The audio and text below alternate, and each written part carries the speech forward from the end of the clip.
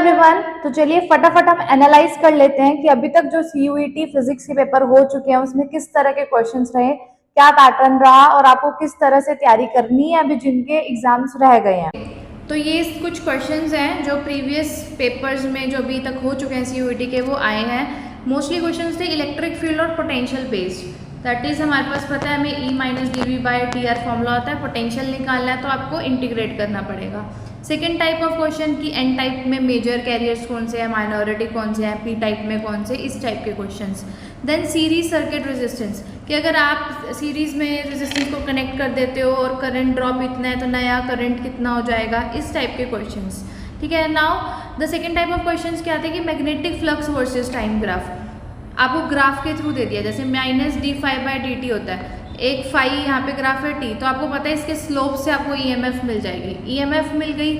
और आप अगर आपको दिया हुआ है करंट तो आप रेजिस्टेंस इजीली निकाल सकते हैं। सेकेंड आपके पास है lens makers formula. Lens makers formula directly इस पे क्वेश्चन आया गया है। रिफ्रैक्टिव इंडेक्स आपको गिवन है तो लेंस मेकर फॉर्मूला अप्लाई करोगे, simple 1/f is equal to mu minus 1/r1 minus 1/r2, तो डायरेक्टली आपका आंसर आ जाएगा। तो फॉर्मूला बेस्ड बहुत क्वेश्चंस रहे हैं।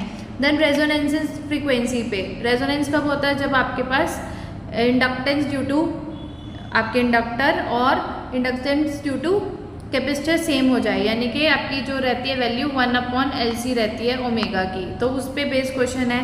सोलेनॉइड पर है कि म्यूचुअल इंडक्टेंस और सेल्फ इंडक्टेंस की रेशो क्या रहेगी। रेजिस्टेंस और टेम्परेचर, कंडक्टर्स में रेजिस्टेंस इंक्रीज होता है और जो आपके पास सेमीकंडक्टर्स में रेजिस्टेंस डिक्रीज होता है क्योंकि इंक्रीज हो जाते हैं चार्ज कैरियर्स, इस टाइप के क्वेश्चंस हैं।